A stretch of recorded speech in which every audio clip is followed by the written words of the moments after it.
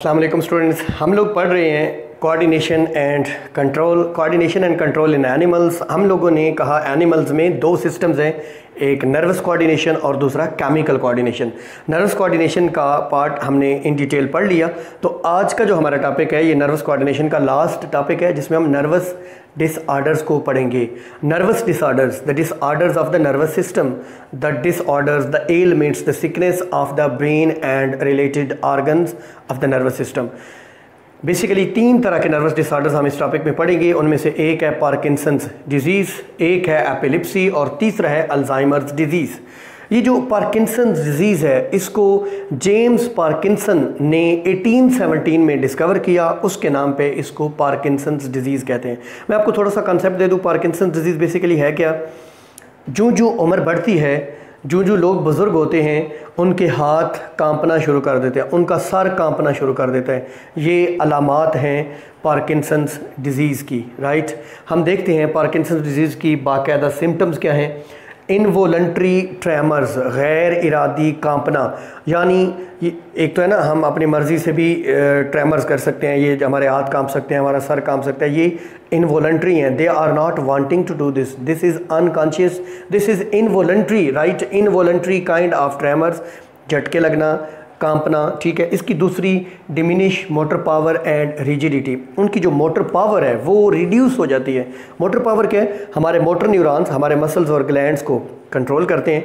हम चाहते हैं तो ये ऐसा होता है, मैं चाह रहा हूँ तो बोल रहा हूँ, तो ये पावर कम पड़ जाएगी, ये पावर रिड्यूस हो जाएगी, हमारे मसल्स और ग्लैंड्स अपनी मर्ज़ी से काम करना शुरू कर देंगे, ये अलामत है। फिर रिजिडिटी, मसल्स रिजिड हो जाएंगे definitely when they will not be under control of higher brain centers, when they will not be much under control the brain centers or brain faculties, they will be called as rigid, they will become the rigid and mental faculties are not affected। याद रहे Parkinson's disease में सोचने की सलाहियत, फैसला करने की सलाहियत यानी जजमेंट और थिंकिंग जो है ये मुतासर नहीं होती, मेमोरी मुतासर नहीं होती। So we say mental faculties, the higher brain centers which are the cerebrum are not affected from this Parkinson's disease. क्या वजह होती है पार्किंसंस डिजीज़ की? हमारे ब्रेन में एक न्यूरोट्रांसमीटर है डोपामाइन, जो कि बहुत इंपॉर्टेंट न्यूरोट्रांसमीटर है, जो कि केमिकल सब्सटेंस है जो सेंसरी न्यूरॉन से एसोसिएटिव से मोटर न्यूरॉन के दरमियान नर्व इम्पल्स को मुंतकिल करता है। डोपामाइन हमारे ब्रेन का एक हिस्सा है जो कि डोपामाइन प्रोड्यूस करता है, जिसको हम सब्सटेंशिया निग्रा कहते हैं। इसके अंदर सेल्स की डेथ हो जाती है। सब्सटेंशिया निग्रा में अगर सेल्स की डेथ हो जाए तो डोपामाइन प्रोड्यूस नहीं होगा या लेस डोपामाइन प्रोड्यूस होगा, जिससे ब्रेन के अंदर जो इनवॉलंटरी ट्रेमर्स है वो शुरू हो जाएंगे, मोटर पावर रिड्यूस हो जाएगी, मैसेज जो सेंसरी आर्गन से आया है वो इफेक्टर्स तक मुंतकिल प्रॉपरली नहीं हो पाएगा। तो this is the main cause of Parkinson's disease. ये बीमारी 50s और 60s यानी 50 से 60 साल की उम्र में शुरू होती है और ये स्लोली प्रोग्रेसिव होती है, ये आहिस्ता आहिस्ता बढ़ती चली जाती है। यानी ये हाथ का कांपना, सर का कांपना, ठीक है, ये चीज़ें with the passage of time बढ़ती चली जाती हैं। अच्छा, ये रीज़न है बुढ़ापा, एज इसकी रीज़न है, लेकिन समटाइम्स ये हेड ट्रामा से भी हो सकता है। सर पे चोट लगी, कोई एक्सीडेंट हुआ जिससे ब्रेन का वो एरिया मुतासर हो गया जो डोपामाइन प्रोड्यूस करता था, डोपामाइन प्रोड्यूस होना बंद हो गया या कम होना शुरू हो गया, जिससे क्या हुआ, पार्किंसंस डिजीज़ लाहक हो गई। तो स्टूडेंट्स ये थी पार्किंसंस डिजीज़। इसका ट्रीटमेंट क्या है? इसके दो ट्रीटमेंट हमारी बुक में गिवन है। एक ड्रग अवेलेबल है मार्केट में, एक मेडिसिन अवेलेबल है जो एल डोपा के नाम से फ़रोख्त होती है। एल डोपा लीवोडोपा एक प्रीकर्सर अमाइनो एसिड है, प्रीकर्सर ऑफ द डोपामाइन, यानी ये एक प्रीकर्सर मॉलिक्यूल है जिससे जो ब्रेन में जाके, जो ब्रेन के अंदर इंजेक्ट कर दिया जाए तो बॉडी में जाकर ये डोपामाइन प्रोड्यूस करता है। जब डोपामाइन प्रोड्यूस होना शुरू हो जाएगा तो ये डिजीज़ काम हो जाएगी। एक नेचुरल प्रोटीन है जिसका नाम है GDNF, glial cell line derived neurotrophic factor. ये जो GDNF है इसका रैट्स और मंकीज़ के ऊपर एक्सपेरिमेंट्स किए जा रहे हैं और अंदाज़ा ये लगाया जा रहा है कि ये जो प्रोटीन है, एक नेचुरल प्रोटीन, आने वाले दौर में ये ह्यूमंस के ऊपर एप्लीकेबल हो जाएगी। ह्यूमंस में ये GDNF अगर इंजेक्ट करेंगे तो उनके ब्रेन के अंदर डोपामाइन प्रोड्यूस या डोपामाइन अपटेक करने की सलाहियत बढ़ जाएगी, जिससे इस डिज़ीज़ का ट्रीटमेंट, जिसका नाम पार्किंसंस डिजीज़ है, ईजी हो जाएगा। स्टूडेंट समझ आई पार्किंसंस डिजीज़ क्या है, सिम्टम्स क्या है, इसकी काजेज़ क्या हैं और इसका ट्रीटमेंट क्या है। अब हम देखते हैं एपिलेप्सी, जिसको आम ज़ुबान में मिर्गी भी कहा जाता है। ये एक कन्वल्सिव डिसऑर्डर है, ये दौरे पड़ने का, आर्जा है, इससे दौरे पड़ते हैं लोगों को, ठीक है जी। इसकी सिम्टम्स क्या है, कैसे पता चलता है ये मिर्गी है? Abrupt transient of motor sensory psychic और ऑटोनॉमिक नेचर। बेसिकली एक शख्स जिसको एपिलिप्सी होती है, जब उसके ऊपर वो कन्वल्जन आता है, वो कन्वल्सिव फेज़ आती है, तो उसकी आइज़ जो हैं वो ऐसे रुक जाती हैं, स्टेयरिंग शुरू कर देता है और फिर वो ऊपर को मूव करके चली जाती हैं और उसके कन्वल्जन शुरू हो जाते हैं, उसके लिम्स उसके कंट्रोल में नहीं रहते, उसके स्केलेटल मसल उसके कंट्रोल में नहीं रहते। उन्होंने कहा है कि ये सेंसरी नेचर की, sensory mean they cannot see, they cannot hear, they cannot speak, right? Sensory organs stop functioning, motor power reduce हो जाती है। motor power mean कि उनका जो उनके मसल्स और ग्लैंड्स, यानी जो वॉलंट्री मसल्स और ग्लैंड्स हैं उन पे कंट्रोल है, वो ख़त्म हो जाता है।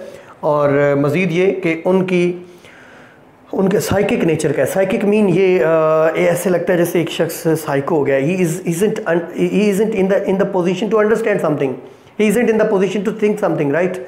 सोचने समझने की सलाहियत माऊफ हो जाती है। और ऑटोनॉमिक नेचर, जो कि ऑटोनॉमिक नर्वस सिस्टम है, जिसके ऊपर हमारा इख्तियार नहीं होता, जिसमें हमने पढ़े थे आगे ऑटोनॉमिक नर्वस सिस्टम की टाइप्स हमने पढ़ी थी, सिंपैथेटिक, पैरासिम्पैथेटिक। तो ये वाली ये इसकी अलामात हैं, एपिलिप्सी की अलामात समझिए कि अचानक एक कन्वल्जन शुरू हो गया, ठीक है, तो इसको बोलते हैं एपिलिप्सी। एपिलिप्सी बेसिकली ये सेकेंडरी अलामात मैंने आपको बताई हैं। बेसिकली क्या होता है, rapid electric discharge in grey matter. हमारे ब्रेन और स्पाइनल कार्ड में ग्रे मैटर होता है, जहाँ पर cell bodies of the neurons of the associative neuron, यानी सेल बॉडीज होती हैं। ग्रे मैटर के अंदर एक इलेक्ट्रिक डिस्चार्ज पैदा होता है। इधर समझ लीजिए बेसिकली क्या कंसेप्ट है, हम अपने इन्फॉर्मेशन जो लेते हैं एनवायरनमेंट से, वो सेंसरी इन्फॉर्मेशन, उसको ब्रेन में जाके फ़िल्टर किया जाता है। कुछ न्यूरॉन है जो इसको इनहिबिट कर देते हैं, कुछ न्यूरॉन है जो आगे रिस्पांस पैदा कर देते हैं। ये ब्रेन डिसाइड करता है कि रिस्पांस पैदा करना है या नहीं, स्टिमुलस इस काबिल है कि इसे सुना जाए या इसे देखा जाए या इसे फोकस किया जाए या इसे रिस्पॉन्ड किया जाए। ये जो बीमारी है एपिलिप्सी, इसमें ब्रेन हाईली सेंसिटिव हो जाता है और हर तरह का जो स्टिमुलस है वो मुंतकिल होता है मोटर न्यूरॉन्स के ज़रिए, आगे मुंतकिल होता है। तो एक ग्रे मैटर के अंदर इलेक्ट्रिक डिस्चार्ज, एक इलेक्ट्रिक करंट पैदा होता है, एक इम्पल्स पैदा होती है जो मोटर न्यूरॉन्स के ज़रिए इफेक्टर्स तक मुंतकिल हो जाती है। इसकी काजेज़ क्या है? ये एपिलिप्सी की बीमारी 30 ईयर की एज से पहले लगती है, राइट? 30 ईयर की एज से पहले लगती है। अगर उसके बाद एपिलिप्सी हो तो उसकी रीज़न ऑर्गेनिक डिजीज़ है, यानी कोई आर्गन डैमेज होने की डिजीज़ है, राइट? उसके बाद emotional disturbance aggravate this issue. एक शख्स जो एपिलिप्सी का पेशेंट है, वो जब किसी इमोशनल डिस्टर्बेंस में आता है, जैसे घर में लड़ाई हुई, उधर एपिलिप्सी का दौरा पड़ गया, या कोई फौतगी होगी, बंदा मर गया तो एपिलिप्सी शुरू होगी, तो ये इमोशनल डिस्टर्बेंस से ऐसे लोगों को बचाना चाहिए। डायग्नोसिस कैसे पता चलता है कि ये एपिलिप्सी है, कुछ और नहीं है? इसके लिए एक टेस्ट है EEG, इलेक्ट्रोइंसेफलोग्राफी। जैसे दिल के लिए टेस्ट होता है ECG, इलेक्ट्रोकार्डियोग्राफी, बिल्कुल उसी उसूल पे काम करता हुआ ये एक टेस्ट है इलेक्ट्रोइंसेफलोग्राफी, जिसमें एक ऑटोमेटिक मशीन के ज़रिए पता चला लिया जाता है कि ब्रेन के अंदर इलेक्ट्रिक डिस्चार्ज पैदा हो रहा है कि नहीं हो रहा। स्टूडेंट्स, इसकी ट्रीटमेंट क्या है? Anti convulsant drugs are available in the market to treat the epilepsy. Anti convulsant drugs medicine available है। ऐसे लोग जो एपिलिप्सी के पेशेंट है, they should not consume the alcohol. Alcohol aggravate करता है इस इशू को, बढ़ा देता है इस इशू को, सो उन्हें एल्कोहल से परहेज़ करनी चाहिए। ये था एपिलिप्सी। आपको समझ आया एपिलिप्सी की क्या सिम्टम्स हैं, इसकी क्या काजेज़ हैं और कैसे ये बढ़ती है, इसका डायग्नोसिस कैसे और ट्रीटमेंट क्या है। अल्जाइमर्स डिजीज़, अलाइस अल्जाइमर ने 1907 में इस डिज़ीज़ को डिस्कवर किया, उसके नाम पे इसका नाम है अल्जाइमर डिजीज़। आपने देखा होगा कुछ बूढ़े लोग जो बूढ़े होते चले जाते हैं, उनकी याददाश्त कमज़ोर हो जाती है, वो अपने करीबी रिश्तेदारों को नहीं पहचान पाते, उनको पास्ट की बड़े मेन वाक़यात भूल जाते हैं, तब क्या हुआ था। ये है अल्जाइमर डिजीज़। आपको अपने बुज़ुर्गों के ऊपर गुस्सा नहीं करना, अंडरस्टैंड करना है कि this is their physiological inability, this is an issue with them, right?